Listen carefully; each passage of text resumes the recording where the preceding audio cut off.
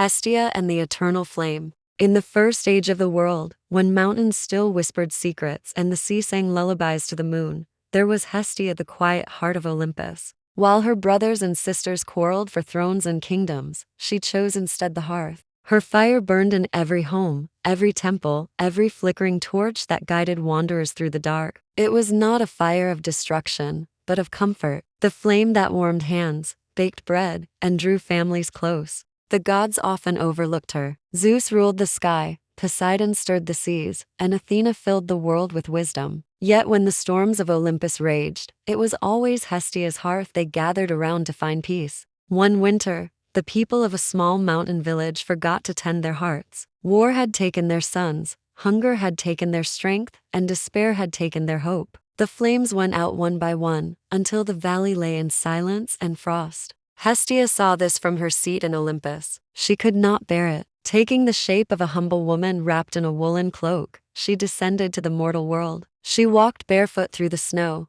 each step leaving behind a faint trail of warmth. In the center of the village stood the last cold hearth. She knelt, breathed softly, and a single ember bloomed small but steadfast. The people gathered, drawn by the glow. Children reached out their hands, and for the first time in many moons, they felt warmth. "This flame is yours," said Hestia gently. "Keep it burning, not only with wood, but with kindness. Every act of love, every meal shared, every hand held, that is how the fire lives." When she vanished, only the ember remained. The villagers tended it day and night, passing its light from house to house, and soon, the valley shone brighter than it ever had before.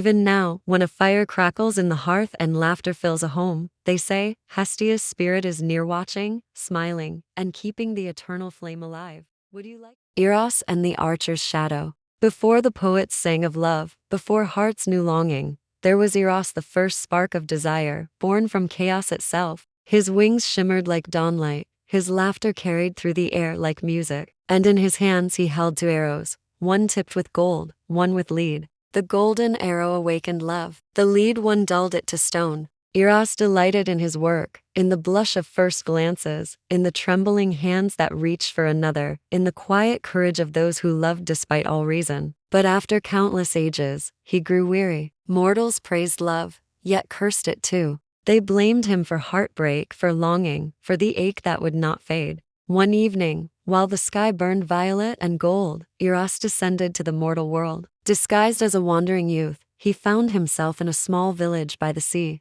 There he met a mortal archer named Lysa, whose aim was so true that she could split a falling leaf with an arrow. Lysa was kind but distant. When others laughed, she smiled politely and turned away. She said love was a distraction, a flame that burned brighter than it lasted. Intrigued, Eros joined her on the cliffs one morning as she practiced. "You shoot with such precision," he said, "but tell me, what do you aim for when there's no target?" She shrugged. "Then I aim at the horizon. At least it never lies." Eros smiled, a spark glinting in his eyes. "And what if the horizon aimed back?" Lysa laughed, not knowing who she spoke to. "Then perhaps I would miss on purpose." In that moment, Eros felt something strange, a warmth in his chest that was not his doing. No golden arrow had struck him, no divine spell had kindled it. It was simply there. Days turned to weeks, and the god of love found himself caught in his own web, walking beside Lysa, listening to her stories, forgetting for the first time to carry his bow.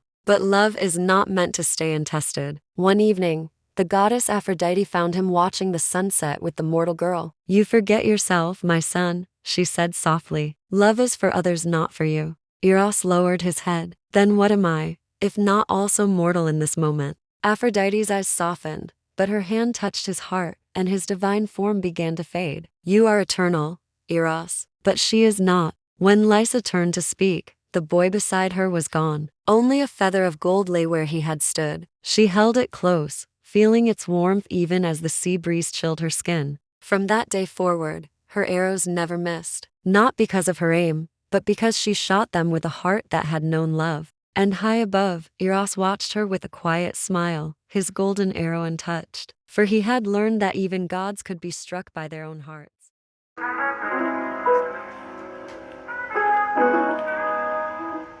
Just my boy.